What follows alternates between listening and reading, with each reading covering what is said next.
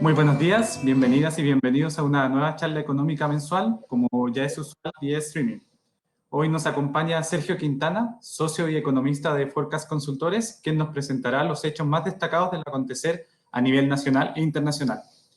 Por mi parte, brevemente comentarles que las perspectivas globales se han recuperado levemente en el margen, luego de la abrupta caída observada en la actividad durante el segundo y tercer trimestre del año 2020 principalmente, y de la incertidumbre en torno a los rebrotes de contagios que se observó a fines de año.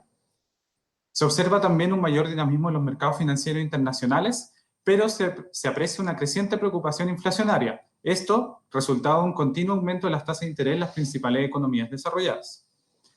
A nivel nacional, la crisis sanitaria ha impactado fuertemente la actividad y la inversión durante todo el transcurso del año 2020. Para este año, y tal como lo menciona el Banco Central en su informe de percepción de negocios, las perspectivas están sujetas a un alto grado de incertidumbre, especialmente por la evolución de la situación sanitaria y el efecto que va a tener sobre los ingresos de las empresas, las decisiones de inversión y el mercado laboral. Por su parte, en la construcción, la incertidumbre en torno a la crisis y las medidas de confinamiento impactaron fuertemente la demanda y la oferta del sector durante todo el año 2020. En particular, la inversión y el PIB sectorial anotaron caídas en torno a 13 y 15% anual respectivamente. Con esto, se estima que el año 2020 habría cerrado con una contracción de 12% de la formación bruta de capital fijo.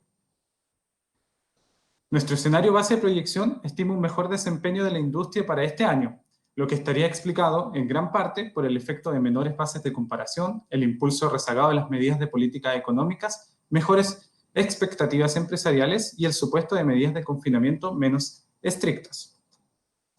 De esta manera, estimamos un crecimiento de la inversión entre 7 y 10% para este año, pero siempre asociado a varias fuentes de incertidumbre, como lo es el avance de la reforma constitucional, el desempeño de los indicadores sanitarios y la capacidad administrativa de los distintos ministerios para ejecutar el gasto de inversión comprometido para el año.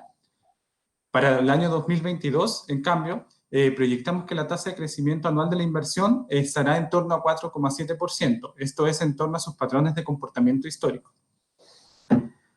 Con todo, en lo más reciente, el sector enfrenta un gran desafío, que es la escasez de materiales, la escasez de insumos, principalmente lo que es materiales de construcción y una menor disponibilidad de mano de obra.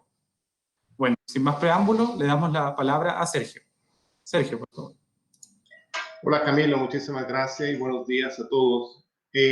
Partamos porque la verdad es que hay una gran cantidad de temas que quisiera comentarles tanto a nivel nacional como internacional.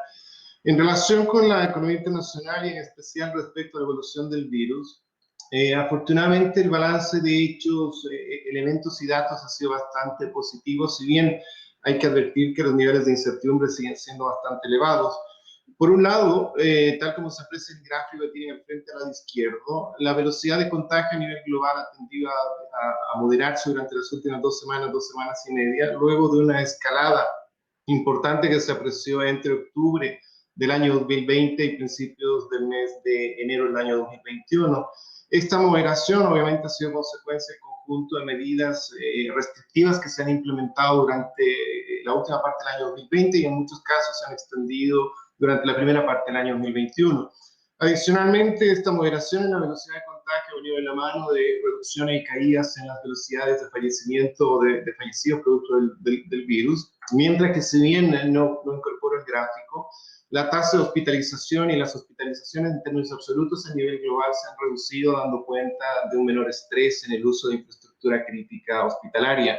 En segundo lugar, y como noticia positiva, los gráficos que están al lado izquierdo muestran, por un lado, que el grado de restrictividad que se implementó en la última parte del año 2020 fue bastante inferior al grado de restrictividad implementada en marzo-abril del año 2020. Si bien la línea roja, que es el caso, que es el índice de confinamiento para Europa, se aprecia un debilitamiento importante en la última parte del año 2020, es bastante inferior que el periodo más álgido de la crisis en marzo-abril del 2020. Adicionalmente, el porcentaje de países que han implementado medidas es más acotado o ha sido más acotado, y en términos relativos, las medidas que han tomado más fuerza han sido medidas restrictivas focalizadas en factores de riesgo, lo que da cuenta del proceso de aprendizaje de las autoridades En tercer lugar, interesante mirar que el impacto económico del confinamiento ha sido más acotado entre el segundo y el tercer trimestre. De hecho, las cifras, los puntitos azules del gráfico al lado derecho muestran la relación entre confinamiento y PIB a múltiples economías con una elasticidad que está reflejada en la línea azul. Esa relación, los puntos azules muestran la relación para el segundo trimestre, mientras que los puntos rojos muestran la misma relación entre confinamiento y PIB del tercer trimestre, dando cuenta de una elasticidad y un impacto más acotado durante el tercer trimestre. Y no me cabe duda que cuando conozcamos las cifras del cuarto trimestre, este impacto va a continuar acotándose a partir de lo que vamos a ver en un momento, es el hecho de que el conjunto de datos y el balance de datos que hemos reconocido y hemos utilizado y hemos visto durante la última parte del año 2020 es bastante positivo. Eso va a dar cuenta de una moderación del impacto económico sobre el PIB. Y eso en buena medida creo que está reflejando la mayor capacidad de adaptación de la economía, los agentes y los sectores económicos a esta realidad. A modo de ejemplo, el desarrollo tecnológico que ha permitido apoyar el teletrabajo, las ventas a través de canales remotos y mejoras tecnológicas en el ámbito de la logística. A nivel internacional, eso ha sido particularmente importante en el sector industrial manufacturero y en el sector del comercio. En todo caso, dentro de las noticias del ámbito de la crisis sanitaria, a mi juicio no cabe duda que la principal noticia ha sido el inicio del proceso de vacunación a nivel global. Y ello nos está permitiendo finalmente mirar la luz al final del túnel.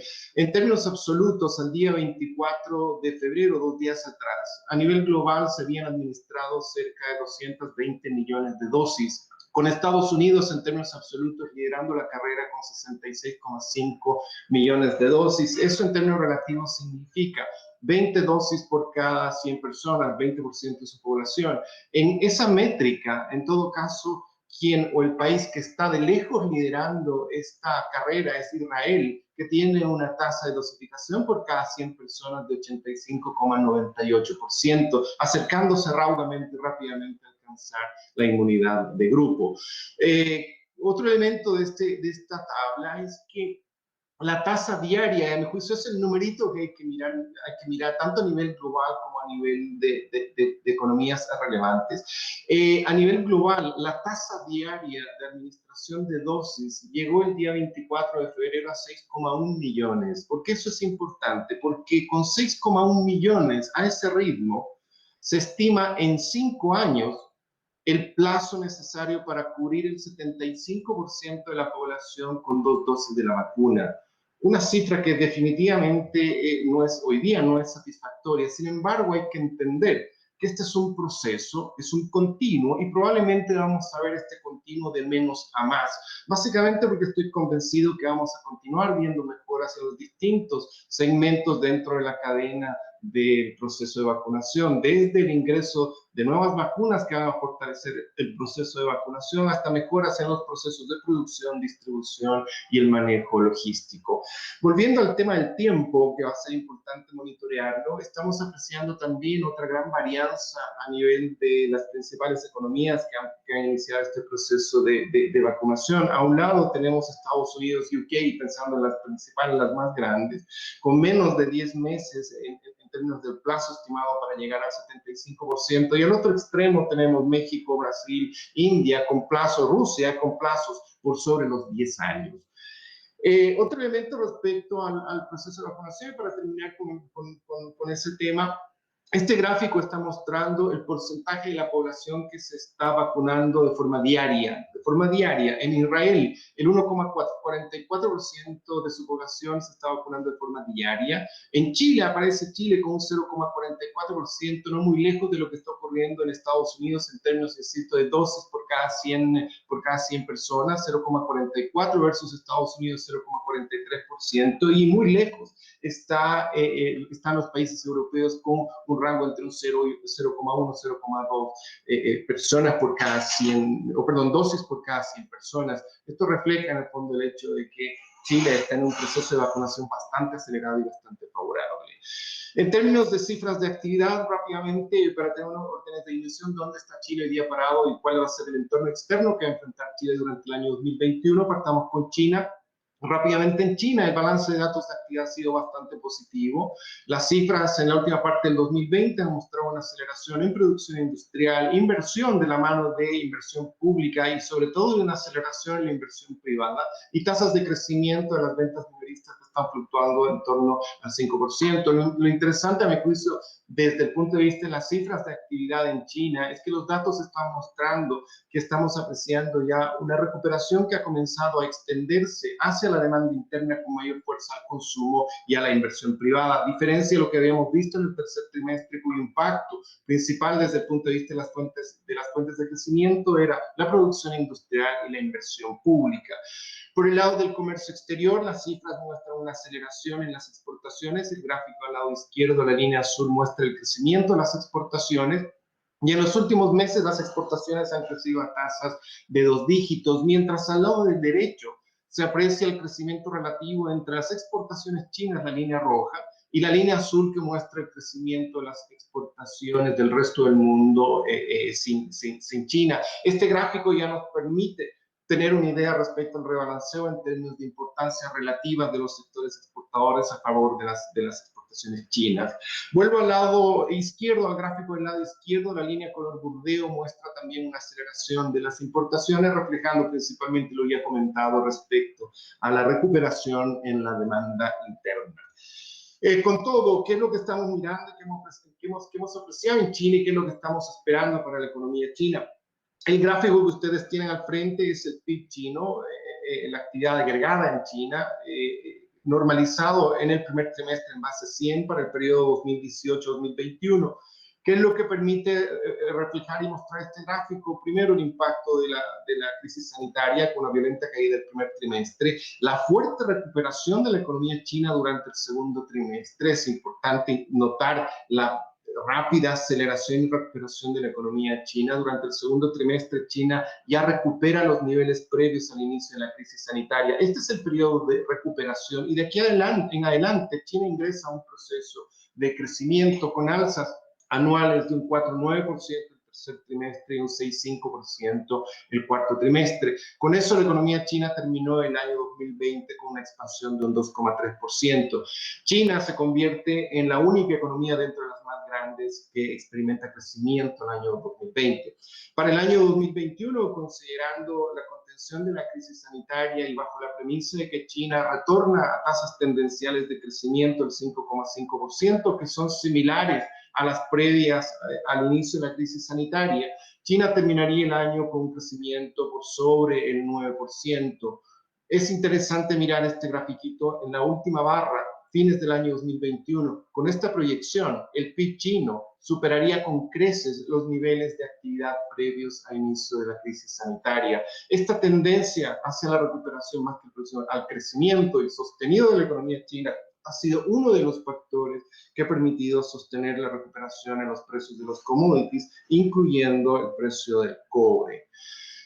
Para terminar con China, los datos del mes de enero, las cifras duras que les acabo de mostrar son de diciembre. Los datos del mes de enero muestran un debilitamiento en los indicadores líderes, tanto en el caso del sector manufacturero como en el sector servicios, como se aprecian estas caídas durante el mes de enero. Y ello ha sido, sin embargo, consecuencia de caídas en los componentes relacionados con exportaciones y nuevas órdenes de exportación, lo que en el fondo está sugiriendo el impacto negativo asociado a la implementación del conjunto de medidas restrictivas en la última parte del año, primera parte del año 2021, en buena parte de las economías más importantes. Dado ello, es razonable pensar que a medida que las restricciones se van flexibilizando como consecuencia de la moderación en la velocidad de contagio y como consecuencia del avance en el proceso de vacunación, es razonable pensar que las tendencias en los indicadores líderes van a retomar su trayectoria alcista. Por lo tanto, a pesar de esta caída durante el mes de enero, no ha cambiado en lo absoluto nuestra visión de un robusto crecimiento de la economía china durante el año 2021, lo que es favorable para la economía chilena, dada la importancia relativa en su comercio internacional.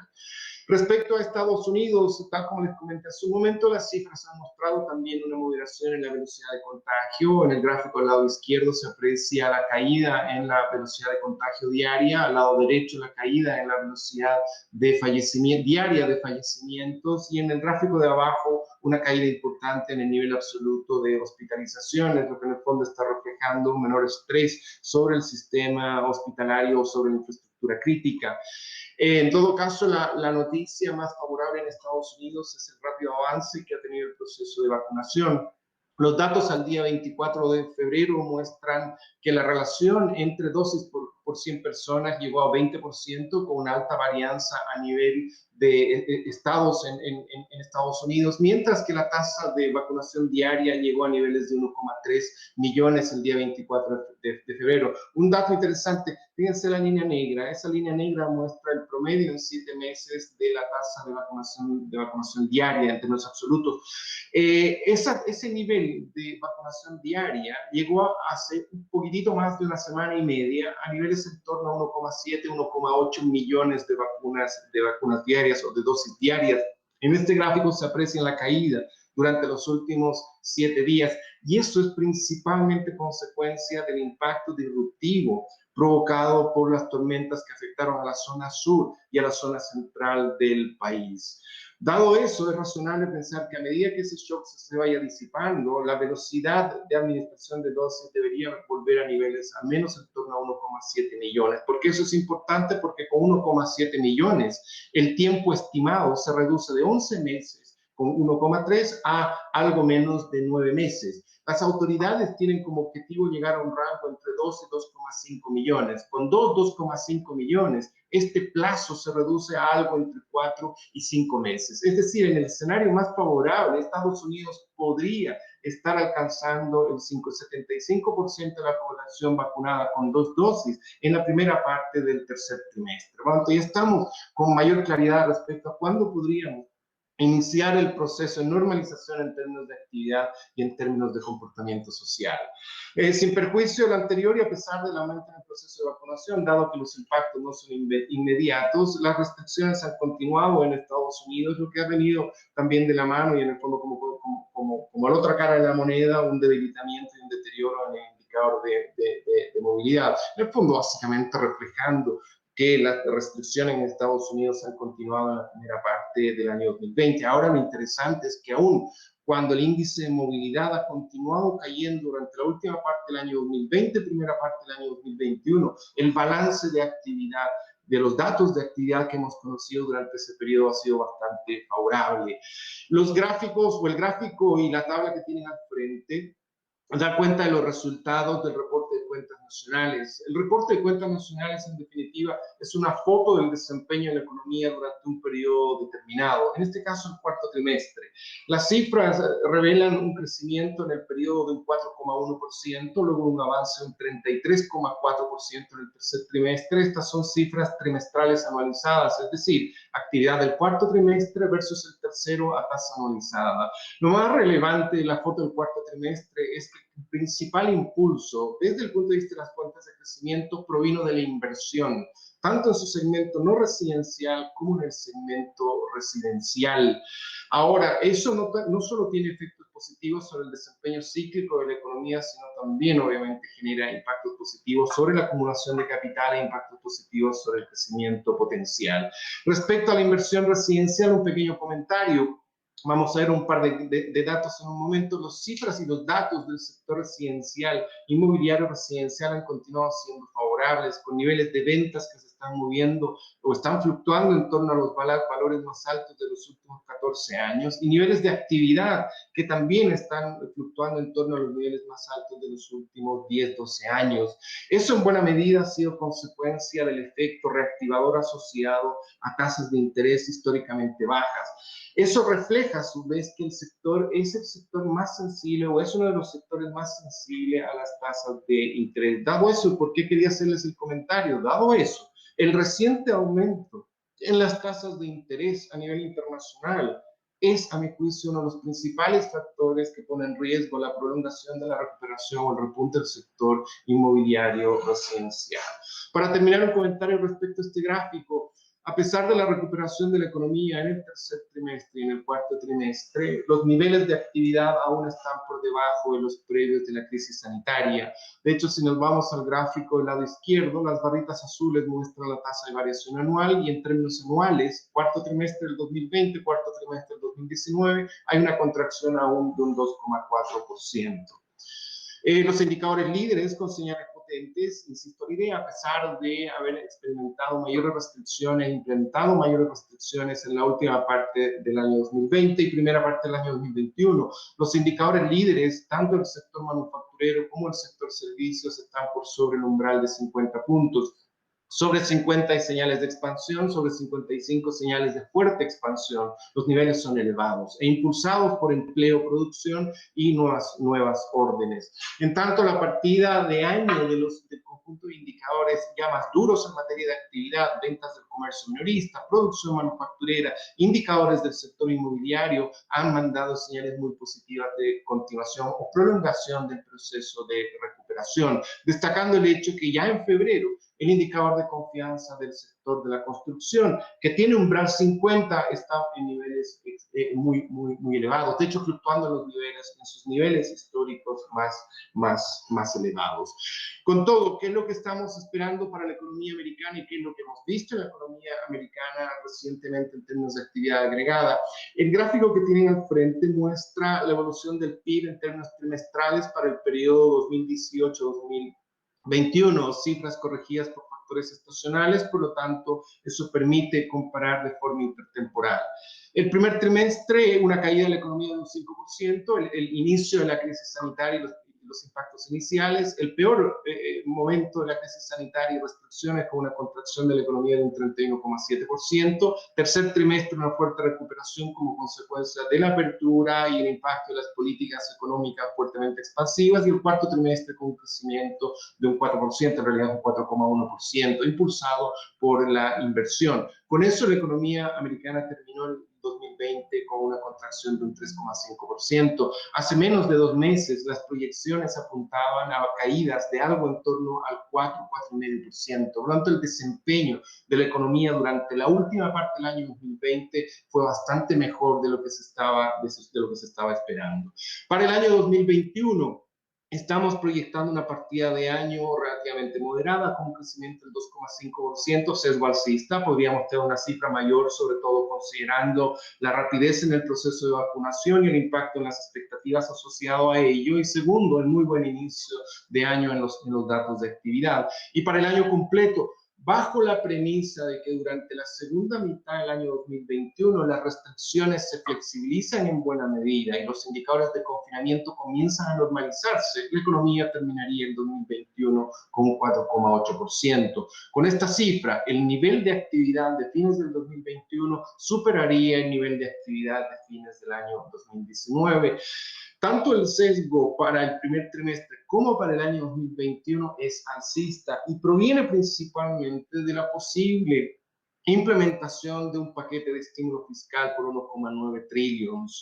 El plan Biden por un gasto fiscal, un nuevo paquete de estímulo fiscal de 1,9 trillones de dólares está muy cerca de ver la salida a la luz. Durante esta semana y probablemente hoy día vamos a tener la aprobación, yo creo, en la Cámara de Representantes del plan de estímulo de 1,9 trillones, luego pasa al Senado, el Senado la próxima semana probablemente lo va a aprobar y dentro de las próximas 2 semanas deberíamos tener la aprobación de este plan de 1,9 trillones y eventualmente la implementación de este paquete. ¿Dónde está concentrado el paquete? Principalmente en estímulos directos con cheques a los individuos de $1,400, ayudas a los gobiernos estatales y locales por 350 billones y extensión de los seguros de desempleo por 350 billones. En el fondo, ahí está concentrado el paquete y dadas las características de esta concentración, esto es directamente una inyección de endorfina a la vena de la demanda interna. Dado ello, eso no solamente va a tener impactos positivos sobre el crecimiento de la economía, sobre la demanda, sino también ha ido generando una creciente preocupación por eventuales presiones inflacionarias, dada la combinación de un impulso adicional sobre la demanda interna, sumada a un proceso de vacunación que ha avanzado más rápido y podría generar un impacto positivo sobre la demanda en el corto plazo. Esa mayor preocupación está también representada y manifestada en un conjunto de indicadores que hemos monitoreado y están sugiriendo precisamente la aparición de mayores presiones inflacionarias. El set de gráficos del lado izquierdo muestra los datos de inflación efectivos al mes de enero. Los datos están mostrando aún una situación inflacionaria bastante controlada, con inflaciones por debajo del 2%, tanto en las medidas efectiva como subyacente, como en las tendencias de las medidas subyacentes. Sin embargo, como se aprecia en el resto de los gráficos, estamos apreciando señales de aceleraciones o de presiones inflacionarias en el margen.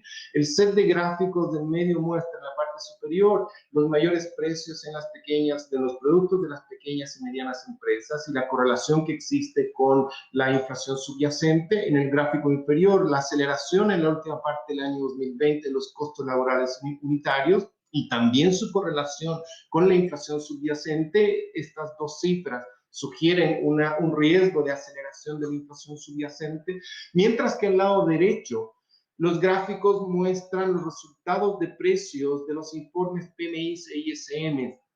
Esos componentes de precios tienen dos dimensiones. Por un lado, los precios pagados por las compañías por los insumos y materias primas, y segundo, los precios cobrados por los productos finales. Con umbral 50, sobre 50 las señales son de mayores presiones inflacionarias, por debajo de 50, obviamente las señales son contrarias. ¿Dónde estamos parados? En niveles por sobre los 60 puntos, en algún caso bordeando los 65 puntos. De la misma forma, el gráfico que tienen al frente muestra la relación inversa entre la evolución del dólar index y la inflación importada. Si nos concentramos en el último periodo, la línea negra, que es el dólar index, muestra el debilitamiento del dólar a nivel internacional y su impacto sobre la inflación importada, que en el fondo en la línea color morada, con una aceleración en los últimos meses. Ahora, lo interesante, a mi juicio, es que este conjunto de indicadores, que en el fondo son señales de mayores presiones inflacionarias, se está dando en un contexto en que la economía se está recuperando, las perspectivas de crecimiento han mejorado, hay una alta probabilidad de que dentro de las próximas 2 semanas o 3 semanas tengamos finalmente un paquete aprobado adicional por cerca de $2 trillones, y se da en un contexto en que las señales en el ámbito de la crisis sanitaria son favorables. Por un lado, estamos mirando una reducción y una moderación en la velocidad de contagio, por otro lado, un avance favorable en los procesos de vacunación. Eso sugiere que es altamente probable que estas señales de mayores presiones inflacionarias eventualmente se materialicen en cifras de inflación más elevadas. La combinación, por un lado, de mejores expectativas de crecimiento y por otro lado, de mayores preocupaciones en materias inflacionarias es lo que ha generado esta escalada violenta en las tasas de interés, en buena medida identificando manifestaciones directas de una mayor preocupación inflacionaria. Como se aprecia en este gráfico, la tendencia alcista en las tasas de interés se inicia ya en agosto del año 2020. Voy a volver un poquito atrás, a agosto del año 2020, que es lo que genera esta presión alcista. De hecho, esta presión alcista en las tasas de interés a mediados del año 2020 coincide precisamente con el inicio de recuperación y reapertura de la economía durante ese periodo. A eso se suma en el camino una gran emisión de deuda en Estados Unidos soberana para financiar los paquetes de estímulo fiscal. A ello se suma un mayor optimismo por parte de los inversionistas, lo que generó una recomposición de portafolios a favor de activos más riesgosos, por lo tanto generando un impacto sobre las tasas de interés. Y en lo inmediato, en las últimas semanas, se sumó como factor alcista la mayor preocupación en materia inflacionaria. La tasa de interés a 30 años llegó a su nivel más alto un poco más de un año, algo similar en el caso del TB10. La pendiente en la curva de retorno se incrementó de forma significativa y las compensaciones inflacionarias llegaron a niveles en torno al 2,2%. Tiendo a pensar que esto ha generado la aparición de un riesgo relevante sobre los mercados financieros internacionales, y esto podría poner en riesgo la velocidad de recuperación de la economía internacional. Dado ello, no sería sorprendente que si apreciamos en el camino alzas violentas y disruptivas en las tasas de interés, los bancos centrales vayan a reaccionar en dirección a contener estas presiones alcistas sobre las tasas de interés y, por lo tanto, sus impactos negativos sobre mercados financieros y sobre el proceso de recuperación de la economía mundial. De hecho, tanto la Reserva Federal como los principales bancos centrales, Banco Central Europeo, Banco de Japón, hoy día están manifestando su compromiso de mantener las condiciones monetarias fuertemente expansivas. Por lo tanto, esto va en contra de esa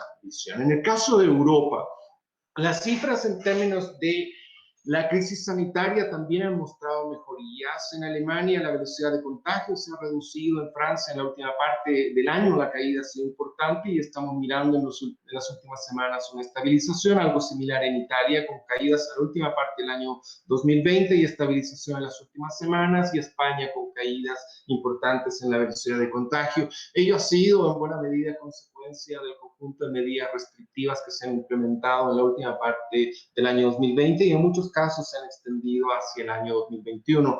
De hecho, tal como se aprecia en el gráfico que tiene al frente, Europa está pintada casi completo con algún tipo de restricciones, ya sea a nivel nacional, regional o algún tipo de toques de queda. Ello obviamente ha tenido como contraparte un debilitamiento y un deterioro de los indicadores de confinamiento.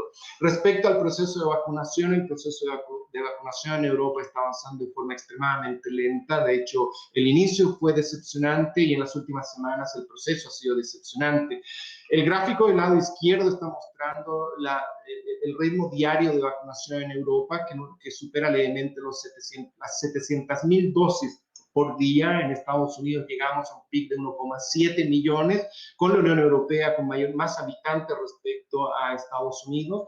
A este ritmo de un poquitito más de 700.000, Europa o la Unión Europea necesitaría cerca de 2 años para alcanzar el 75% de su población vacunada con dos dosis. Por lo tanto, es un nivel definitivamente decepcionante e insatisfactorio. Y por el lado de las principales economías, Alemania está en una velocidad de vacunación de algo por sobre las 120.000, Francia por debajo de las 120.000, Italia y España en torno a 80.000 diarias. Esto es menos incluso de lo que estamos apreciando en Chile. Ahora, mirando el vaso medio lleno, creo que lo que vamos a ver de aquí en adelante es una mejoría en el proceso. Hay un proceso de aprendizaje y este proceso y este progreso que deberíamos ver es de menos a más y por lo tanto mejoras en todos los canales dentro del proceso y de la campaña de vacunación. Las autoridades tienen como objetivo entre el tercer y el cuarto trimestre de este año alcanzar el 75% de la población con 2 vacunas. En términos de cifras de actividad en Europa, el balance reciente ha sido un poquito más débil respecto a lo que hemos visto en Estados Unidos, principalmente como consecuencia de las restricciones. Tal como se aprecia en los gráficos, o los gráficos tienen al frente, muestran la evolución de los principales indicadores líderes en Europa. El PMI compuesto, que es similar a los ISM, está por debajo de 50 puntos.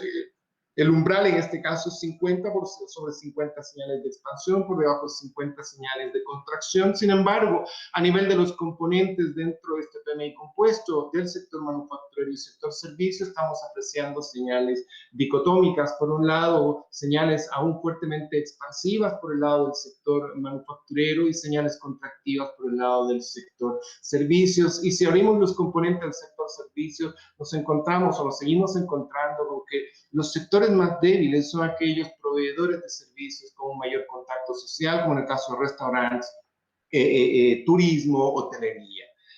En términos de actividad agregada, el gráfico que ustedes tienen al frente muestra la evolución del PIB con la misma lógica China, Estados Unidos, cifras trimestrales corregidas por factores estacionales, y lo que los datos nos muestran es el impacto inicial de la crisis sanitaria, el impacto más álgido de la crisis sanitaria en el segundo trimestre, la potente recuperación en el tercer trimestre por flexibilización de las restricciones e impactos de la política económica, y en el cuarto trimestre una contracción de un 2,8%. Esa caída de 2,8% a nivel de países, la verdad que está escondiendo información importante. Por un lado, estamos apreciando que Alemania y España se las arreglaron para no caer durante el cuarto trimestre, mientras que Italia y Francia experimentaron caídas relevantes. Con eso, el 2020, la economía europea se contrajo, cerró el año con una caída de un 6,8%. Hace menos de un mes, la Comisión Europea estaba estimando una caída de un 7,3% para el año y una caída de algo en torno al 12% en el cuarto trimestre. Por lo tanto, aun cuando la cifra del cuarto trimestre fue negativa, la caída fue bastante menor a lo que se estaba esperando hace un mes y medio. Y eso, de nuevo, da cuenta de la capacidad de las economías de adaptarse a esta nueva realidad. Para el año 2021, y bajo la premisa de que la economía logra pasar el temporal asociado a la crisis sanitaria y en particular durante algún momento del segundo semestre se logra o se alcanza el 75% de la población con 2 dosis de la vacuna, lo que permitiría reducir de forma significativa las restricciones que se han implementado. Europa terminaría el 2021 con un crecimiento de un 4%. A pesar de este buen dato, fíjense las barritas, la última parte del año 2021, el volumen de actividad de fines del año 2021 aún estaría por debajo del volumen de actividad del cuarto trimestre del año 2019, en el fondo antes del inicio de la crisis sanitaria. Con todo, el Fondo Monetario Internacional, que actualizó sus proyecciones hace un par de semanas, está estimando para el año 2021 un crecimiento de un 5,5%, luego de una contracción de un 3,5%, extendiendo un proceso de crecimiento importante hacia el año 2022 de un 4,2%. Esta cifra del 2021 es mayor a la que proyectó en octubre, y esa recuperación o esa aceleración más bien, o esa corrección alcista en la proyección de crecimiento descansa principalmente en una visión más favorable respecto a la evolución de la economía americana, lo que más que compensa la evolución un poquito más negativa respecto a Europa. Y el fondo, además, por el lado de la economía china, confirma las expectativas de un crecimiento robusto de este año, estima cifras un poquitito por sobre el 8%. Para terminar respecto al mundo y entrar de lleno en la economía chilena, este gráfico es interesante porque en el fondo lo que nos está mostrando es dónde va a estar el PIB de cada una de estas economías a fines del año 2021 respecto a los niveles previos al inicio de la crisis sanitaria. Obviamente acá no están todas las economías, hay una muestra pequeña, pero en el fondo lo que queremos mostrar es esto. En el caso de Italia, por ejemplo, a fines del año 2021, Italia va a estar un 4,4% por debajo del nivel de actividad previo al inicio de la crisis sanitaria. Y al otro extremo está China, en que a fines del 2021 el PIB va a estar casi un 11% por encima del PIB de fines del año 2019.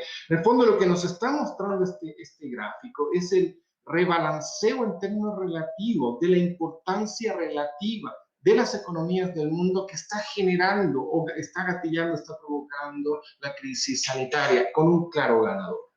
China va a tener una mayor importancia relativa en la economía mundial.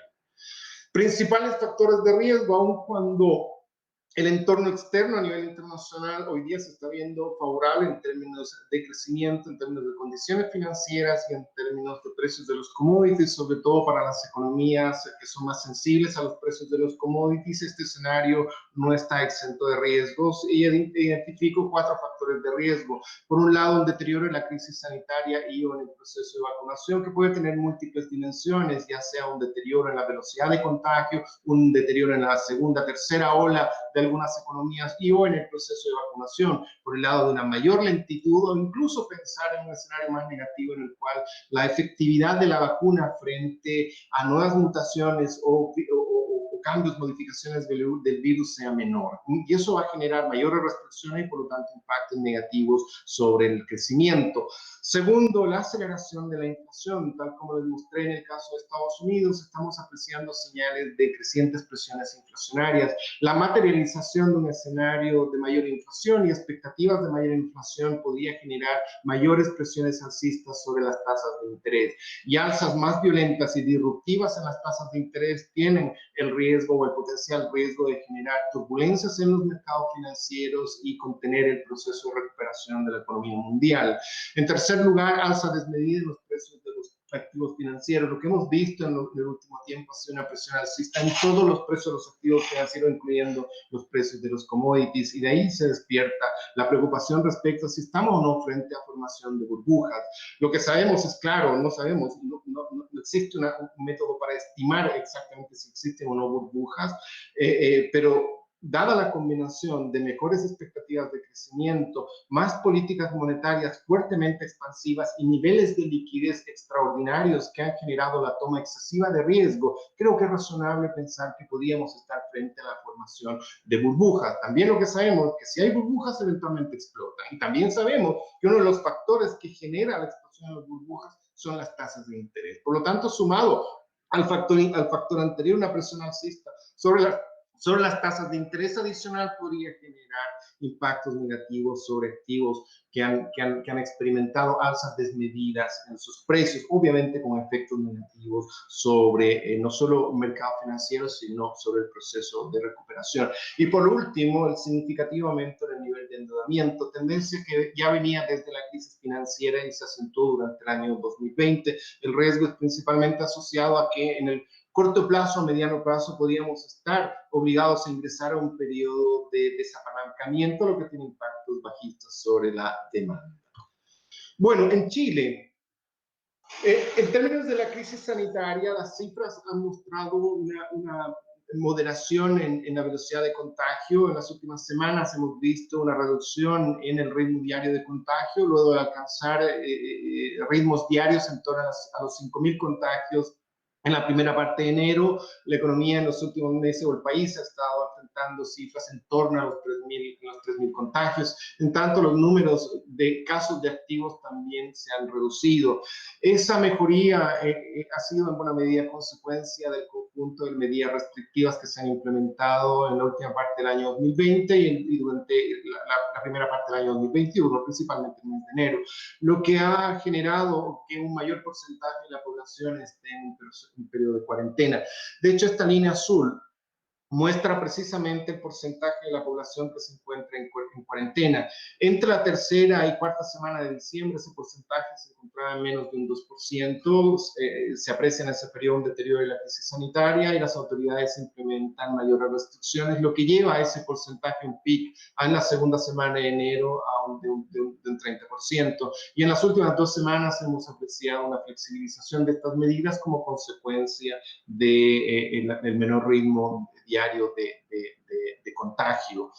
En todo caso, la noticia más positiva definitivamente proviene del inicio del proceso de vacunación y un progreso importante en el proceso de vacunación. De hecho, no cabe duda que dentro de las economías de la región, Chile está liderando este proceso de vacunación. Al día 24 de febrero, y no me cabe el día y las cifras son mucho mayores, al día 24 de febrero, 3,2 millones de dosis fueron aplicadas, eso es cerca del 15% de la población en Chile, con un pic de 271.000 dosis por día el día 10 de febrero, y el día 24 de febrero se colocaron 79.244 dosis. ¿Por qué es importante ese numerito? Porque si consideramos el promedio entre el pic y los niveles actuales de algo en torno a 150.000, con una inoculación diaria de 150.000, una velocidad diaria de aplicación de dosis de 150.000, el tiempo estimado para llegar al 75% de la población y alcanzar la inmunidad de grupo llega a algo en torno a los 8 o 9 meses.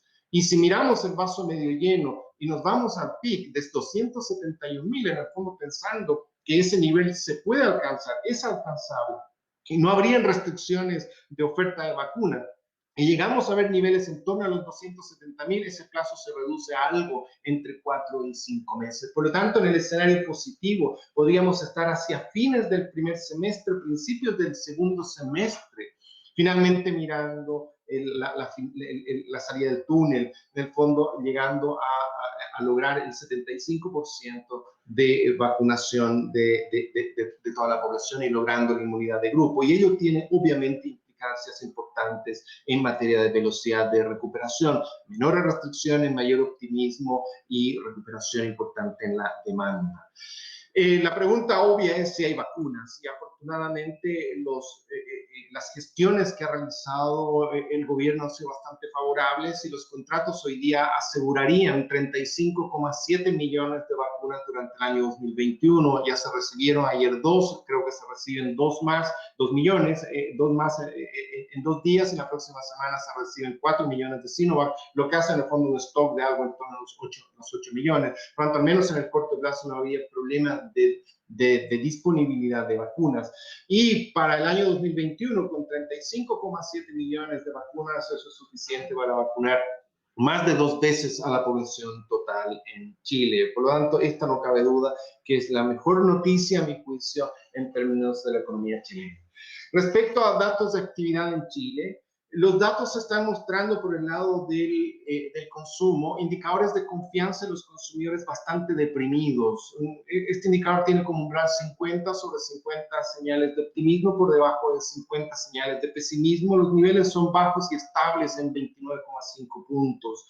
Ahora, lo que tiendo a pensar respecto a la confianza de los consumidores es que estamos mirando fuerzas que están yendo en direcciones opuestas. Por un lado, el impacto positivo asociado al retiro de fondos previsionales en septiembre y en la segunda quincena de diciembre. Y por otro lado, el impacto negativo asociado a, por un lado, el deterioro de la crisis sanitaria, y segundo, las mayores restricciones implementadas en la última parte del año 2020, primera parte del año 2021.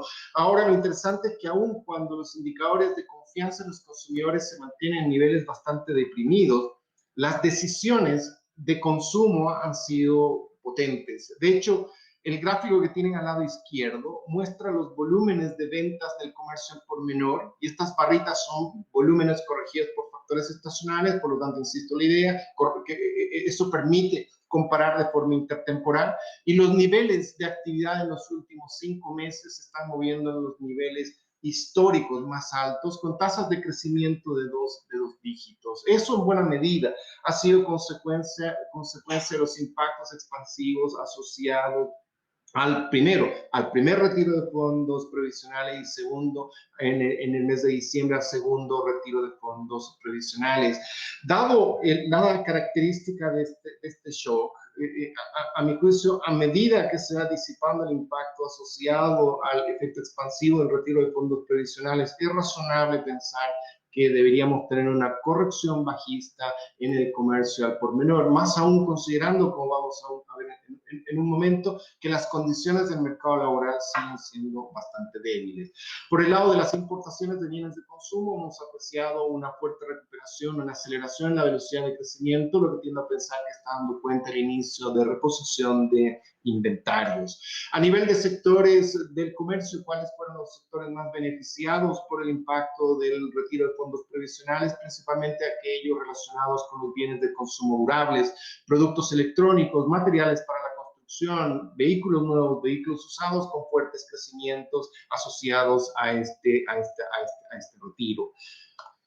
Este gráfico, por el lado del sector servicios, me parece súper interesante. Les comento qué es lo que hicimos acá. Hicimos un pequeño análisis respecto a todos los subsectores dentro del sector servicios, e identificamos los subsectores de servicios que son o fueron más sensibles o fueron más golpeados por la crisis sanitaria y por las medidas restrictivas. Estos son transporte y almacenamiento, actividades inmobiliarias, alojamiento y servicios de comida, y actividades artísticas y de entretenimiento.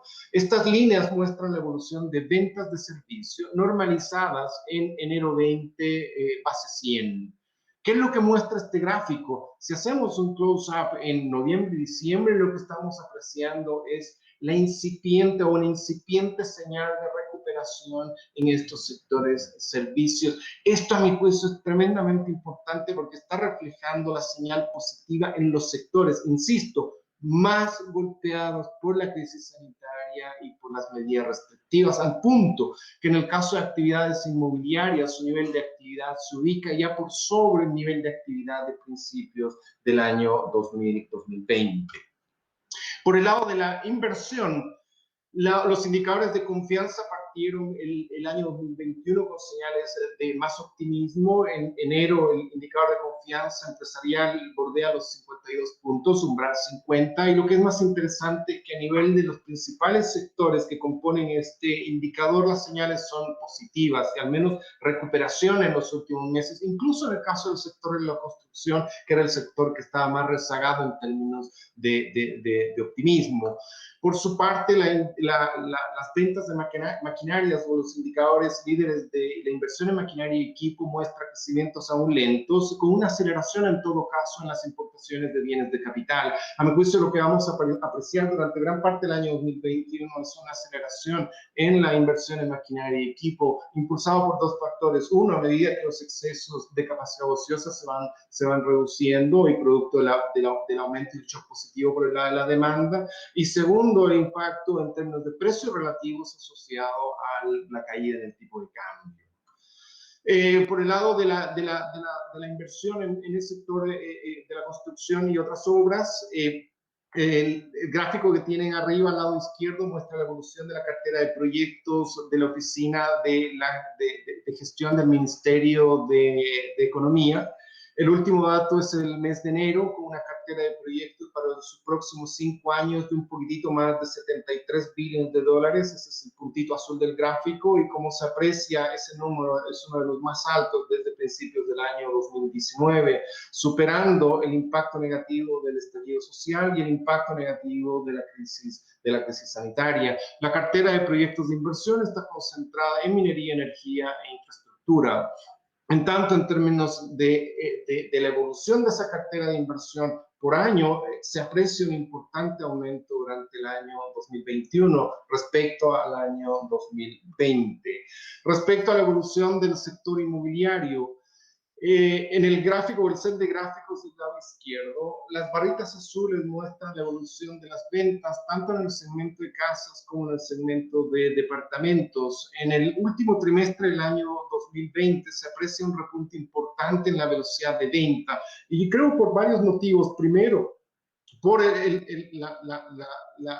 la reposición o la recuperación de la demanda luego de una demanda que no pudo concretarse durante los trimestres, segundo trimestre y tercer trimestre, por razones obvias, crisis sanitaria y restricciones. Y segundo, por el efecto positivo asociado a tasas de interés que se mantienen en niveles bajos, o se mantenían en niveles bajos durante la última parte del año 2020, y condiciones crediticias que se hicieron más flexibles en la última parte del año 2020. Se aprecian importantes mejoras en el segmento de casas y en el segmento de departamentos. De acuerdo a nuestras estimaciones para el año 2021, bajo el escenario optimista en términos de crecimiento, a eso vamos a entrar en detalle un poquito más adelante, en base al escenario optimista estamos proyectando una velocidad anualizada de ventas de algo en torno a las 30.000 viviendas durante el año 2021. Para terminar, en términos de inversión, las proyecciones de la Cámara, como Camilo ya hizo el comentario respecto a qué es lo que espera la Cámara en términos de crecimiento, está en un rango entre un 7 y un 10%, impulsado por una aceleración en el segmento vivienda, especialmente vivienda privada sin subsidio, y una aceleración en el crecimiento del segmento infraestructura, principalmente por infraestructura productiva privada. En todo caso, en los segmentos de infraestructura pública, en carteras directas de inversión y concesiones, se aprecian crecimientos esperados bastante elevados. Esto, sumado a nuestra proyección y expectativas de un repunte importante en el segmento de maquinaria y equipo, considerando que el segmento de maquinaria y equipo es el segmento más cíclico respecto a la actividad. En el fondo, cuando la economía crece, maquinaria y equipo crece más, y cuando cae, maquinaria y equipo cae más. Estamos proyectando, y estas cifras son consistentes con nuestra proyección de inversión, de una expansión de un 10% para el año 2021. Por el lado del mercado laboral, las condiciones del mercado laboral siguen siendo bastante frágiles, aun cuando la tasa de desempleo se redujo en los últimos meses, llegando en el trimestre terminado en diciembre un 10,3%. Ese nivel sigue siendo alto y muy por encima de los niveles previos al inicio de la crisis sanitaria. Segundo, los niveles de ocupados aún están muy por debajo de los niveles de ocupados de fines del año 2019. El gráfico que tienen al lado izquierdo muestra la evolución de los empleados, corregido por factores estacionales, que llegaron a un pic de algo en torno a 9 millones antes del inicio de la crisis sanitaria. La caída es violenta, casi de 2 millones, llegando a 7,1 millones, y una recuperación de un poquitito más de 900.000 a niveles en torno a los 8 millones. Queda aún 1 millón de empleos por recuperar para llegar a los niveles previos al inicio de la crisis sanitaria. Por lo tanto, el camino por recorrer que tiene el mercado laboral para llegar a una recuperación plena todavía es bastante largo. Por su parte, la tasa de participación de la fuerza de trabajo ha continuado en niveles deprimidos. El riesgo en este caso es que si en algún momento apreciamos un ingreso rápido y violento de la gente que hoy día quiere buscar trabajo, pero no puede, por ejemplo, por restricciones, lo que pueda generar un aumento importante en la fuerza de trabajo y eso genera más presión sobre la tasa de desempleo.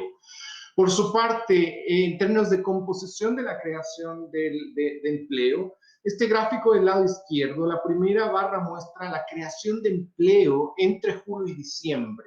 Entre ese periodo se crearon 953.000 puestos de trabajo. De estos 953.000, 588.000 fueron en el segmento informal. Y hay que considerar que esa composición es mala para el mercado laboral, porque el segmento informal en promedio tiene ingresos más bajos y obviamente tiene una mayor inseguridad laboral. Con eso la tasa de informalidad ha tendido a aumentar con fuerza.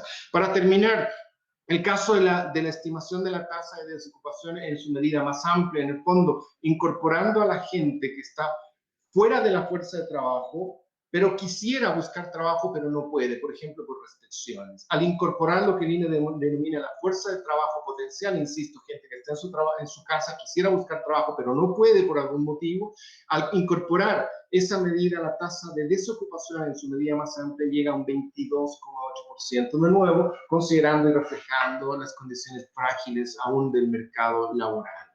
Con todo, en términos de actividad, dentro de las últimas cifras, la cifra más importante obviamente ha sido el IMASEC. Hoy día vamos a tener alguna noción respecto a la proyección para el mes de enero con las cifras INE, sin embargo todavía no tenemos revisadas esas cifras.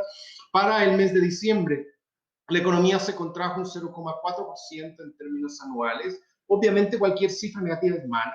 Sin embargo, lo que creo que es importante es mirar qué es lo que está ocurriendo en el margen. Y en el margen, en el fondo, miramos estas barritas. Estas barritas son el IMASEC corregido por factores estacionales, por lo tanto, comparables de forma temporal. Al comparar diciembre con noviembre, el crecimiento mensual es de un 3,5%, espectacular. Y ese dato alcanza su nivel más alto desde marzo del año 2020, confirmando no solo el proceso de recuperación que se inicia en junio del año 2020, sino una acentuación del proceso de recuperación en la última parte del año 2020, a pesar de las mayores restricciones. La siguiente pregunta obvia es, ¿qué es lo que ha generado esta recuperación en el sector, en la actividad agregada? Y al separar el componente del IMASEC en su componente no minero y minero, nos encontramos con que la explicación proviene del componente no minero, que permitió más que compensar la caída en el gráfico de abajo en el segmento minero. De hecho, minería completa 6 meses consecutivos de caída. De acuerdo al INE, la caída está reflejando menores leyes. Sin embargo, tiendo a pensar que es probable que también estemos mirando el impacto de la postergación de proyectos para mejorar y recuperar la capacidad de producción. Respecto al resto de los sectores económicos, cuando vimos en el fondo el componente del IMASEC no minero, por el lado del sector industrial, buenos datos, en términos anuales un 2% de crecimiento que es bueno, y en términos secuenciales también se aprecia una leve recuperación con niveles de actividad que están muy altos respecto incluso al año 2019. Tiendo a pensar que detrás de la recuperación del sector industrial está la mejora en el comercio internacional y por lo tanto el impacto sobre el sector industrial exportador. A eso hay que sumarle el repunte en los precios de las exportaciones. Segundo, el inicio del proceso de reposición de inventarios. Hay que recordar que en la segunda mitad del año 2020 tuvimos una caída importante en los niveles de inventarios. Y tercero, el impacto alcista provocado por la recuperación de la demanda. Precisamente respecto al comercio, el gráfico al lado derecho, los niveles de actividad se están moviendo en niveles altos. Y en el fondo es básicamente una un símil al gráfico que les mostré de ventas del comercio al por menor. Estos niveles son altos, explicados principalmente por el efecto asociado al retiro de fondos previsionales. Creo que es razonable esperar y pensar que, dado que estos shocks son de carácter transitorio, a medida que se disipan deberíamos apreciar una corrección del sector comercio hacia la baja, más aún con condiciones del mercado laboral que van a continuar siendo frágiles. Por el lado del sector servicios, una fuerte recuperación incluso de los sectores más sensibles a la crisis sanitaria y a las restricciones, y en el componente resto de bienes también se aprecia una recuperación. Ahora, en el componente resto de bienes, el principal sector que ha estado detrás de esta recuperación ha sido el sector de la construcción, debido a un impacto más acotado de las medidas restrictivas y el reinicio de múltiples proyectos de inversión, especialmente en el sector inmobiliario residencial. Como ya comenté hace un momento, las perspectivas para el sector de la construcción, a nuestro juicio, son positivas, debido a la amplia cartera de proyectos de inversión pública, la recuperación de la inversión privada y un posible impacto adicional positivo sobre la confianza asociada al proceso de vacunación, rápido proceso de vacunación, y asociada al fuerte aumento en el precio de las exportaciones, incluyendo obviamente el precio del cobre. Con todo, los datos a la última parte del año 2020 confirman una fuerte caída de la economía, un 6% en el 2020, y para el año 2021 esperamos un crecimiento de 5,3%, con un sesgo alcista en esa proyección. Yo creo que en el muy corto andar vamos a revisar hacia arriba esa proyección, algo entre un 5,5 y un 6%. ¿Por qué? Fundamentalmente por dos factores. Uno, el efecto asociado al aumento en el precio del cobre, y dos, el efecto asociado al rápido avance en el proceso de vacunación. En todo caso, hay que considerar que esta cifra del 5,3 o eventualmente una cifra algo entre un 5,5 y un 6% tiene dos grandes supuestos. Uno, que la crisis sanitaria avanza y el proceso de vacunación avanza favorablemente, y en la segunda mitad del año 2021 finalmente salimos del túnel. Y segundo, supone que los múltiples hitos políticos que hay desde marzo, tras el inicio de las tasas y vuelta de vacaciones, hasta principios del año 2022, no generan disrupciones materiales en las decisiones de consumo e inversión. Obviamente, esos factores de riesgo existen, y si se materializan esos factores de riesgo y conjugan a su vez esos dos factores de riesgo, un deterioro en la crisis sanitaria por un lado y tropiezos en el proceso de vacunación, por lo tanto más restricciones, y segundo, impactos disruptivos asociados a los múltiples hitos políticos que hay entre marzo y principio del año 2022, la economía en ese escenario, que podríamos decir un escenario negativo, crecería un 3,8%. Por lo tanto, estamos acá en un rango entre un 3,8 y un 5,3%. A mi juicio, a partir de lo que hemos visto en el último tiempo en términos políticos y en términos de la crisis sanitaria, es probable que estemos más cerca hacia el 5,3% que hacia el 3,8%. Rápidamente, en materia de inflación, el dato del mes de enero dio cuenta de un alza en inflación de un 0,7%, una aceleración respecto al mes de diciembre, y esa aceleración viene principalmente en la mano de tres factores. Uno, un aumento en los precios de los alimentos, producto de shock de oferta en algunos productos. Segundo, un alza en los precios de las gasolinas debido al aumento en el precio del petróleo, fenómeno que va a continuar en el corto andar como consecuencia de los niveles altos en el precio del petróleo. Y tercero, el impacto alcista provocado por el shock de demanda asociado al retiro de fondos previsionales sobre el segmento de bienes de consumo durable. A modo de ejemplo, alzas en el segmento de equipamiento y mantención del hogar; a modo de ejemplo, el aumento en el precio de vehículos nuevos; a modo de ejemplo, el aumento en el precio de vehículos usados. A nuestro juicio, ese impacto va a continuar sintiéndose durante los meses de febrero y marzo. Por eso estimamos inflaciones promedio de 0,4%. Ahora, creo que hay que considerar que el sesgo para febrero y marzo es alcista, porque no estamos incorporando el posible impacto alcista provocado por el temporal de fines del mes de enero. Con eso, terminaríamos en diciembre con una inflación del 3,5%. Ojo, pasando por periodos de inflaciones de algo por sobre el 4% durante los meses de julio y agosto. En esos periodos, como se aprecia en el gráfico de abajo, con inflaciones por sobre el 4%, llegaríamos a las inflaciones más altas desde mediados del año 2016. Ahora bien, a pesar de esto, y principalmente como consecuencia de que los excesos de capacidad ociosa van a seguir siendo relevantes durante el 2021 y la primera parte del año 2022, aun cuando estamos mirando un escenario de mayor inflación y aun cuando el escenario inflacionario se ha deteriorado, el Banco Central probablemente va a mantener la tasa de política monetaria en un 0,5% hasta mediados del año 2022. Y recién hacia mediados del año 2022 vamos a ver el inicio del proceso de alzas en las tasas de interés. Respecto a las medidas no convencionales, aun cuando el Banco Central en su última reunión dejó inalterada su tasa de política monetaria, abrió una nueva SIC, que en el fondo es una facilidad de crédito condicional o incremental, condicional al incremento en las colocaciones, ese es el nombre, el SIC 3, por $10.000 millones para apoyar el FOGAPE 2, que flexibiliza las condiciones de los partícipes. Y eso en definitiva tiene como objetivo apoyar el flujo crediticio a las pymes. Y eso es bastante razonable porque las últimas cifras están mostrando que las pymes están enfrentando restricciones crediticias relevantes. Por lo tanto, la política del Banco Central de fortalecer la política convencional para fortalecer y mantener activo el flujo crediticio de las pymes creo que es bastante razonable. En materia de tasas de interés, yo creo que el punto central es que en los últimos días ya estamos apreciando estos pequeños cambios de tendencia en las tasas de interés y creo que puede ser el inicio de un punto de inflexión y apreciar a partir de acá alzas en la estructura de tasas de interés. Y esas alzas en la estructura de tasas de interés vienen de la mano de varios factores. Uno, aumentos en las tasas de interés internacionales. Más temprano que tarde, la presión alcista en las tasas de interés internacionales se traslada a presión alcista sobre las tasas locales. Segundo, el deterioro en el panorama inflacionario que podría llevar a parte del mercado a comenzar a asignar una probabilidad más alta que el Banco Central sea más activo en términos de contener la presión inflacionaria, por lo tanto presión sobre las tasas de interés. Y tercero, el gobierno o tesorería tiene estimado colocar el año 2021 $9.000 millones en bonos de mediano y largo plazo, presión alcista en la tasa de interés. Y cuarto, una posible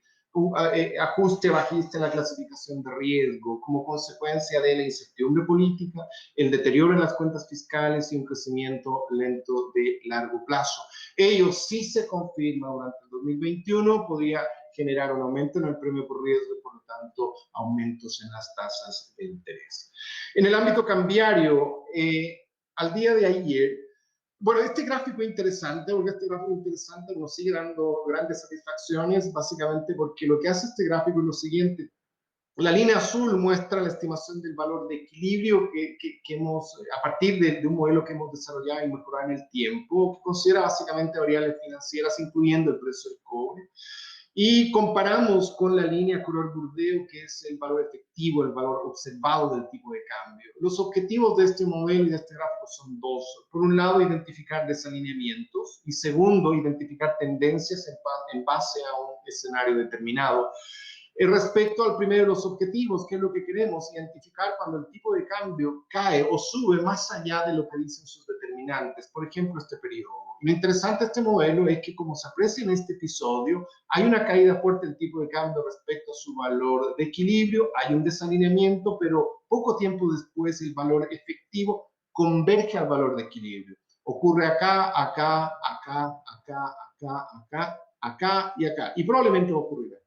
Sin embargo, lo que estamos mirando en el margen es un desalineamiento relevante de algo en torno a 20 pesos. Este es el ejercicio del día de ayer, cuando el tipo de cambio estaba en 708, cerró en 714 y hoy día partió el día en 722.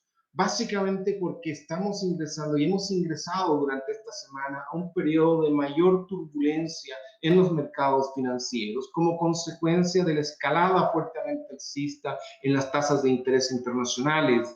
Eso ha generado disrupciones no solamente en los mercados financieros, sino también ha impactado en los flujos de capitales hacia las economías emergentes, lo que tiene como contraparte un impacto alcista sobre el tipo de cambio. En la medida que esta turbulencia continúa en el corto andar, vamos a seguir viendo una presión alcista sobre el tipo de cambio y probablemente una mantención de un rango de desalineamiento relevante respecto a su valor de equilibrio. Sin embargo, en la medida que estas turbulencias sean transitorias, deberíamos retornar a ver una presión bajista sobre el tipo de cambio en línea con lo enviado como señal por el modelo. ¿Qué es lo que estamos proyectando? Insisto, esto depende de cómo va a evolucionar la situación en los mercados financieros internacionales. En un extremo, si la situación sigue evolucionando de forma negativa y el sell-off de bonos a nivel internacional se acentúa con mayores presiones alcistas sobre las tasas de interés, eso va a generar ruido y estrés en los precios de los activos financieros en las economías emergentes. En el otro escenario, en el escenario en el cual este impacto y este episodio es de carácter transitorio, deberíamos volver a retomar la tendencia bajista en el tipo de cambio. En base a ese escenario, para el mes de marzo estamos proyectando un tipo de cambio de 703 y hacia fines de año 719. ¿Qué es lo que considera este escenario para el año 2021? ¿Qué es el segundo objetivo del modelo? Mirar la tendencia en base a un escenario determinado. ¿Cuál es el escenario, a nuestro juicio, más plausible para el año 2021? Uno, que la volatilidad en el mercado accionario americano sigue cayendo, el VIX cae a niveles de 36, el precio del cobre cae a niveles de 340. Bueno, no incorporé el modelo, pero tenemos nosotros un modelo del precio del cobre que sugiere que el valor de equilibrio hoy día es de 360 centavos de dólar, no los 432. Por lo tanto, podríamos estar frente a un overshooting en el precio del cobre. Pequeño paréntesis, creo que parte de esta escalada, sobre todo en las últimas semanas, de los precios de los commodities, responde también a un aumento en la demanda con el fin de cobertura frente a escenarios de mayor inflación. Bueno, a partir de ese modelo y con un supuesto de que la demanda continúa creciendo y la oferta comienza a recuperarse, por lo tanto reduciendo el desbalance que estamos mirando hoy día en el mercado del cobre, el precio del cobre terminaría el año en 340 centavos versus 330, que es lo que teníamos hace un mes atrás. Nuestro promedio año ha cambiado de 3.40 a 3.50. Dado eso, hemos revisado a la baja el tipo de cambio promedio de 7.27 a 7.17, lo que implica llegar a fin de año a 719.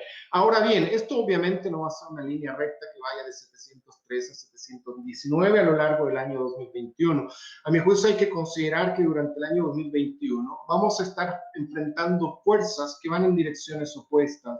Por un lado, presiones bajistas asociadas a un entorno externo favorable, más riesgoso, insisto, la idea por el reciente aumento en las tasas de interés y posibles alzas adicionales en las tasas de interés, pero el entorno externo se sigue viendo bien, por lo tanto, una presión bajista. Presiones bajistas provocadas por las liquidaciones adicionales que tiene que hacer Hacienda de dólares. Sin embargo, eso se va a encontrar con presiones alcistas que provienen de las compras del Banco Central y de las posibles disrupciones asociadas a los múltiples hitos políticos que hay durante el año 2021, primera parte del año 2022. Estoy convencido que múltiples hitos o alguno de estos hitos va a generar más de una escalada transitoria en el tipo de cambio. Bueno, para terminar, en el mercado accionario local, bueno, acá tenemos también un modelito para el IPSA, que considera este conjunto de variables, IMASEC, tasa de interés, precio del petróleo, riesgo Chile, ENVI Chile, MSCI de América Latina, incertidumbre política y confianza de los consumidores en base al escenario favorable de un crecimiento del 5,3%, que podría ser algo mayor. Estamos mirando un IPSA a fin de año en torno a los 5.170 puntos y hoy día no estamos mirando un desalineamiento relevante entre el valor efectivo y el valor de equilibrio, por lo tanto el mercado accionario local está en línea con sus fundamentales, y en el escenario alternativo, que considera un mayor riesgo país, un aumento del riesgo político y un deterioro en la crisis sanitaria, el IPSA estimado a fines del año 2021 es de 4.820 puntos. En el primer caso, en el escenario optimista, hay un upside cercano al 13%, y en el segundo caso, en el escenario pesimista, un upside de un 5,4%. Uno de los fundamentos detrás del modelo es el MSCI de América Latina, Para eso hemos desarrollado un modelo, el MSCI de América Latina, basado en este conjunto de fundamentos: actividad en Brasil, riesgo de América Latina, S&P y monedas de América Latina. Bajo el escenario positivo, el MSCI repuntaría a niveles de 2.800 puntos, lo que es un upside de un 17,4%. Sin embargo, hay que considerar que este es MSCI, como dice acá, América Latina. Y en América Latina estamos acostumbrados a echar a perder las cosas. Y el principal factor de riesgo, a mi juicio, es el riesgo político. Y en particular ya hemos tenido una mala noticia con las tensiones entre el gobierno brasileño y Petrobras, luego de la decisión de Bolsonaro de destituir al presidente de Petrobras, lo que generó una preocupación del mercado respecto a una posible mayor injerencia del gobierno. Y segundo, hay una preocupación respecto a una posible rebalanceo en las políticas económicas, más hacia o favoreciendo políticas de estímulo y en contra de políticas de reformas estructurales que logren contener la situación y el deterioro en las cuentas fiscales. Por lo tanto, el riesgo hoy día político en América Latina es probablemente un poquitito mayor. Para terminar con la tablita de proyecciones, en base a nuestro escenario favorable, con un crecimiento del 5,3%, insisto, puede ser un poquitito más, impulsado por consumo privado e inversión, en el primer caso creciendo a tasas del 7,5% e inversión creciendo a tasas del 10%, una inflación del 3,5%, una TPM plana del 0,5% y un precio del dólar promedio de 717 pesos. Bueno, creo que con eso hemos tocado todos los temas, tanto a nivel internacional como a nivel local, que a mi juicio son los más relevantes. Como siempre, atento a cualquier comentario o consulta. Sí, muchas gracias, Sergio. Como siempre, muy completa y detallada la presentación. Como comentas tú, es mucha información, tanto a nivel internacional como nacional. Son muchos temas que abordar. Viendo la tabla de proyecciones para este año, se ve un buen pronóstico para Chile. Bueno, siempre va a estar el riesgo de cómo se va a desarrollar el proceso de vacunación y yo creo que el mercado laboral sigue siendo una fuente de incertidumbre bien alta para este año. Eso asociado a cómo va a ser el desarrollo de la reforma constitucional, lo que se está discutiendo con la reforma de pensiones y claramente el alza de tasa de interés en el mercado internacional, cómo va a impactar eso en el mercado local. Voy a resumir algunas preguntas que nos han llegado desde el público. Aquí tengo una, dice, en línea con la reactivación económica, ¿es posible considerar la cartera de proyectos de concesiones como un factor concreto de inversión en el corto plazo? ¿Qué tipos de inversiones debiese priorizar el Estado para que esto ocurra? A ver, yo no he entrado al detalle, no entramos a tanto detalle respecto a cuáles son los proyectos de concesiones, pero no cabe duda que el sistema de concesiones es un sistema que debería convertirse en uno de los sistemas puntales de la recuperación durante el año 2021. La verdad, para elegir cuáles son los proyectos exactamente y cuáles son los proyectos que el gobierno debería priorizar en el corto plazo, yo creo que es un análisis un poquito más profundo y mirar exactamente las necesidades a nivel de regiones y a nivel de país, qué es lo que se requiere, que es un análisis que a ese punto nosotros no lo llegamos. Sin embargo, no cabe duda la necesidad de fortalecer el sistema de concesiones, porque ha sido un sistema que ha permitido la recuperación y el desarrollo de la infraestructura pública. Desafortunadamente, la verdad que mucho más allá de eso no puedo comentar, insisto, no llegamos al punto de identificar cuáles son los proyectos exactamente necesarios que el gobierno debería priorizar. Claro, entiendo. Aquí tengo otra pregunta, dice, respecto al alza del precio del cobre que hemos visto últimamente, ¿qué impacto podría tener sobre el mercado inmobiliario? ¿Es posible esperar un cambio en los permisos de edificación en el precio de la vivienda, especialmente en la zona norte del país?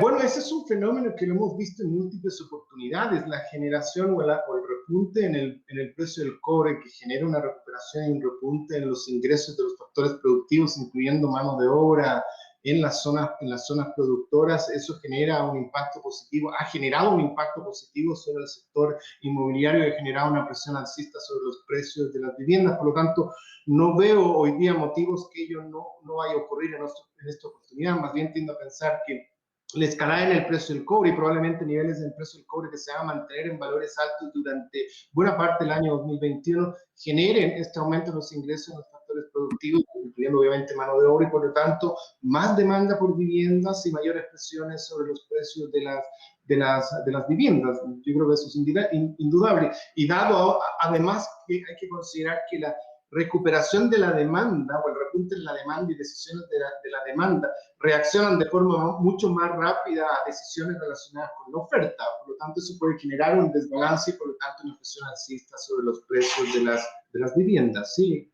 comparto esa visión y creo que es un fenómeno que deberíamos volver a verlo durante este año. Claro, quizás con un efecto más rezagado de algunos meses, de cómo se va a ir.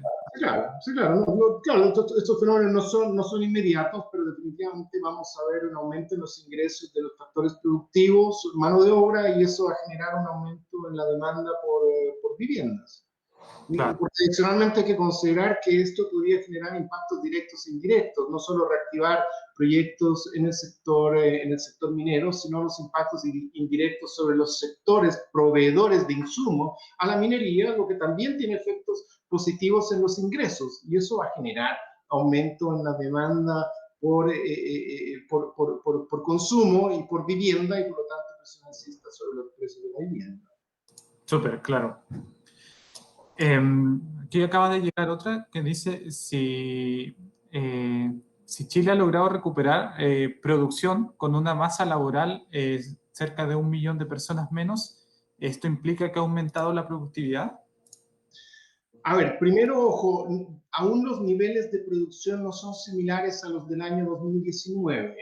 Todavía estamos con niveles de actividad por debajo de los niveles del año 2019. Por lo tanto, es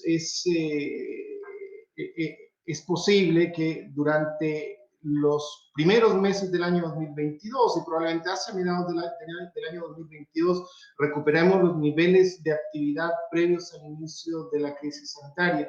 Sin perjuicio de ello, en términos relativos, eso es correcto.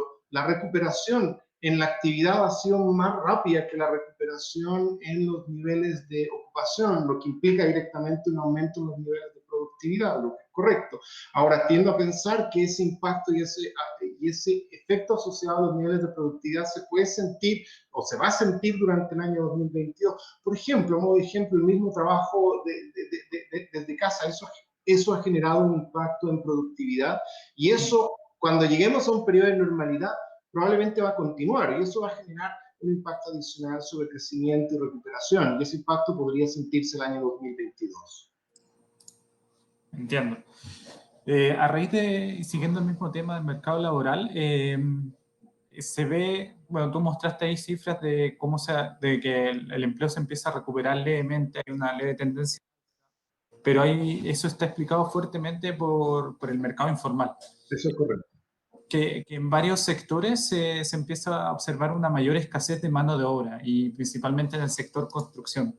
No sé si preguntan si tienen alguna explicación o mayor detalle de a qué se está dando este fenómeno de que si bien el mercado laboral viene un poco en repunte, se sigue observando o se sigue sintiendo una menor disponibilidad de trabajadores. Bueno, en parte eso está relacionado al segundo gráfico que yo les mostré sumado, que venía de la mano del gráfico de recuperación del empleo, que mostraba que los niveles o la tasa de participación de la fuerza laboral había venido cayendo y los niveles de la fuerza laboral se encuentran cerca de 1 millón de personas menos. Por lo tanto, hoy día hay menos gente que está buscando trabajo y yo creo que acá hay tres dimensiones.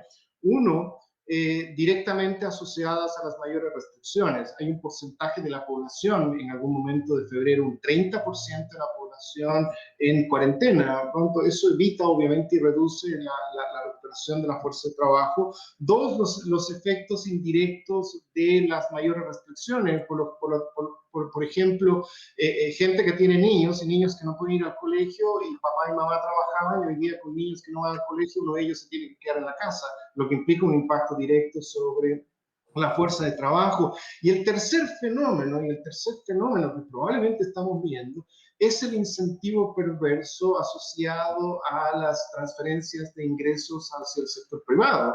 Ahí hay un incentivo perverso, mientras sigan recibiendo transferencias que en algunos casos son incluso mayores a los ingresos que estaban percibiendo, la pregunta es cuál es el incentivo para ir a buscar trabajo. Por lo tanto, yo creo que hay tres fenómenos que efectivamente hoy día están generando esa contención en la fuerza de trabajo.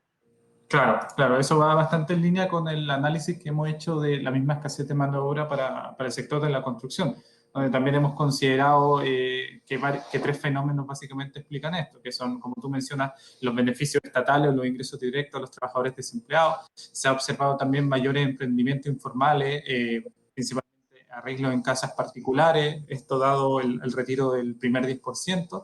Y también se ha visto una reubicación de trabajadores hacia otros rubros, hacia minería, hacia agricultura, perdón. Son sectores que por lo general en esta época tienen un ciclo de mayor demanda de mano de obra, principalmente obra de mano migrante, que posiblemente no está cubriendo la necesidad en ese sector. Bueno, y en la misma línea que tú comentas, el repunte en el precio del cobre va a generar probablemente un incentivo a que parte de la fuerza de trabajo se vaya moviendo hacia el norte en búsqueda de trabajo en el sector minero, lo que puede generar impactos de escasez de mano de obra en otros sectores económicos. Claro. En la medida, obviamente, en la medida que la tasa de participación de la fuerza de trabajo se mantenga en niveles tan bajos.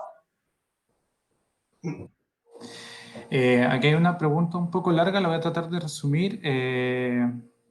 Dice que durante el año 2020, particularmente el primer semestre, las proyecciones expresadas en las charlas que se han dado acá, internas y a través de Forecast, eran bastante más pesimistas, principalmente por los riesgos políticos y laborales. ¿Se sigue pensando que estas variables políticas y laborales serán tan determinantes para 2021?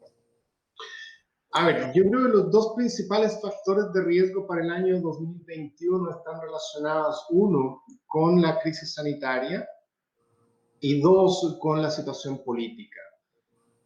Respecto a la crisis sanitaria, como comenté en la presentación, yo creo que los eventos y las noticias que hemos visto y monitoreamos recientemente son favorables, no solamente en términos de la moderación en la velocidad de contagio, sino también en términos del rápido progreso en el proceso de vacunación, que en el fondo podría llevar a que Chile durante el tercer trimestre alcance el 75% de vacunación. Bueno, entonces ese riesgo existe, pero hoy día es más acotado. Sin embargo, la incertidumbre persiste. Por ejemplo, por una menor efectividad de la vacuna asociada a nuevas mutaciones del virus, un tema que no lo sabemos, por lo tanto es incierto. Y el segundo factor de riesgo durante el año 2021 va a estar asociado a la situación política.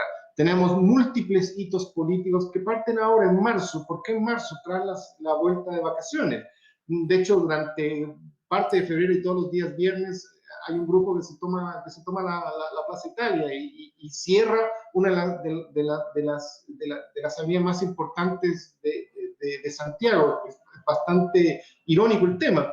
Y esa violencia podría continuar y extenderse durante el mes de marzo tras la vuelta de vacaciones y obviamente generar tensiones sociales, generar más violencia y eso a su vez impactos negativos sobre los indicadores de confianza, tanto a nivel de consumidor y empresario, y por lo tanto impactos negativos. Y si a eso sumamos el conjunto de hitos políticos que hay, que pueden generar también disrupciones, múltiples elecciones, concejales, alcaldes, bores, constituyentes en abril, pasamos a las elecciones presidenciales, fines de año, primera vuelta, segunda vuelta, octubre, el aniversario del 18 de octubre, por lo tanto, podríamos tener dentro de estos múltiples hitos tensiones de tal magnitud que generen disrupciones en las decisiones de consumo y de inversión y por lo tanto genera un impacto más negativo en materia de actividad. En otras palabras, seguimos viendo como factores de riesgo el tema político, sí, definitivamente es un factor de riesgo. Y el otro factor de riesgo relacionado con el tema político es la discusión en torno a la nueva Constitución. Yo me temo a partir de lo que ya hemos visto en términos de las propuestas de un grupo grande de constituyentes, y se ha ido convirtiendo esta discusión un poco en un ofertón. ¿Quién ofrece más derechos sociales? Por lo tanto, podríamos terminar con una constitución que básicamente consagre múltiples derechos sociales en educación, en salud, en vivienda y en pensiones. Ahora, esa eventual consagración de más derechos sociales tiene dos implicancias importantes. Primero, hay constituciones que consagran múltiples derechos sociales, como en el caso de Rusia. La constitución de rusa consagra derechos sociales, pero obviamente no los cumple. Y por otro lado, tenemos constituciones que consagran derechos sociales y esos derechos sociales los plasma en políticas públicas. Y esas políticas públicas implican más ingresos, perdón, más gasto por parte del sector público, y un mayor gasto por el sector público implica necesariamente que mientras hay más derechos sociales, alguien tiene que pagar esos derechos sociales. Por lo tanto, la carga tributaria tiene que aumentar en línea con estos mayores derechos sociales, lo que tiene implicancias negativas sobre el crecimiento, sobre la inversión, el desarrollo y el empleo. Por lo tanto, esos riesgos políticos sí los estamos viendo y los seguimos viendo como los principales riesgos asociados al crecimiento de la economía. No solamente 2021, sino más allá del año 2022. Sí, coincido totalmente contigo y en tema de un aumento quizá en el tema tributario, también hay que ver en línea cómo han ido creciendo los salarios de las personas, cómo se va a ir desarrollando el mercado laboral, qué va a pasar con eso, es súper importante. Sí, claro. Para ir cerrando y en honor al tiempo, quedan dos preguntas. Voy a formular la primera, que creo que parte la respondiste cuando mencionaste las medidas que estaba tomando el Banco Central, pero dice, ¿cómo se espera que evolucionen las condiciones financieras para la economía? Pensando principalmente en el FOGAPE 2.0. Esa es una. Y la última es que, déjame revisar acá, que la escasez de materiales de la construcción o insumos ha generado un alce de precio en estos materiales, se observó durante la última parte del año 2020. Preguntan si esto será un efecto transitorio y si el aumento de los precios en los insumos de la construcción sería posible absorberlo en los precios de las viviendas durante este año y durante 2022. A ver, primero, respecto a la primera pregunta, efectivamente ya les hice un pequeño comentario respecto al tema, y lo más importante a mi juicio es que la decisión de fortalecer la política no convencional del Banco Central a través de la implementación de la facilidad crediticia condicional al incremento de colocación en el SIC por 10.000 millones de dólares, trata precisamente de abordar el tema de mayores restricciones crediticias que han estado enfrentando las pymes durante la última parte del año 2020.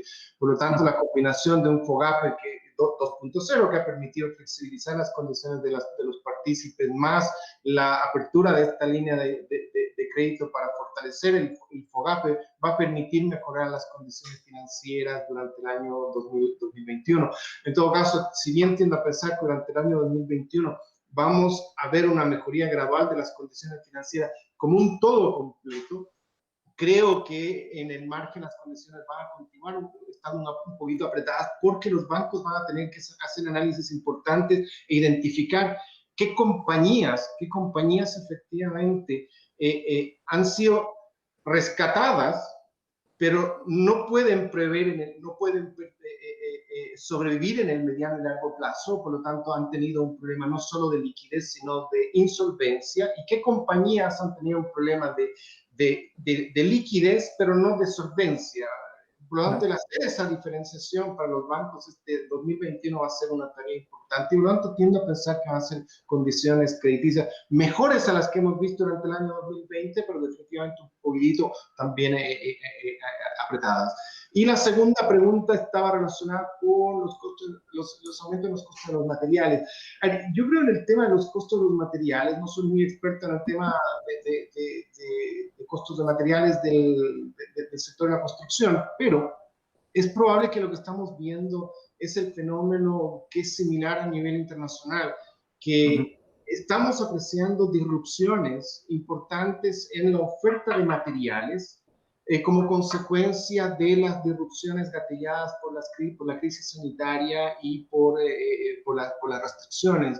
Ahora, no solamente son las restricciones de control sanitario y la crisis sanitaria que han generado disrupciones, sino también hoy día problemas en los manejos de puertos, de puertos, dislocaciones en los containers que han generado presiones alcistas sobre la cadena de suministro.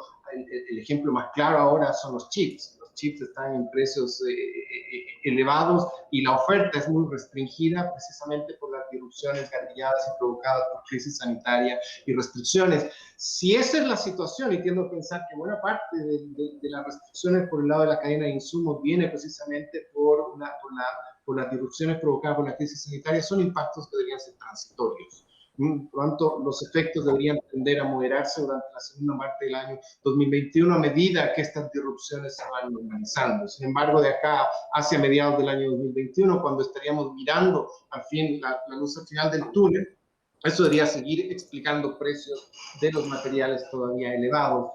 Ahora, la capacidad de traspasar eso a precio, no, la verdad va a depender de cada compañía, el segmento Claro. en el cual está cada compañía, cuál es la composición de demanda de su producto. Definitivamente van a haber firmas del sector de la construcción que tienen proyectos emblemáticos muy bien ubicados y tienen una gran demanda, lo que va a generar la capacidad de poder de precio de la compañía, de subir los precios y traspasar los precios hacia productos finales. Y va a haber proyectos que por sus características la demanda va a ser limitada y por lo tanto van a tener poco poder de precio para traspasar estos mayores costos a precio final, y eso va a generar un aplanamiento en los márgenes.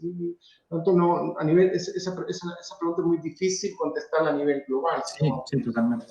Son proyectos y características particulares de cada proyecto. Claro. Creo que con eso englobamos casi todas las preguntas que llegaron. Bueno, agradecerte nuevamente, Sergio. Ha sido un gusto compartir la charla. Como siempre. Sí, Encantado. muchas gracias. Como siempre, muy detallada, muy completa. Los dejo invitados a una nueva charla económica el próximo mes, como siempre, los viernes vía streaming. Y los invito también a contestar una breve encuesta que va a aparecer acá abajo a todos los que están sintonizando hoy día la charla. Muchas gracias, Sergio. Un gusto, que estén muy bien. Gracias igualmente. Chao. Chao.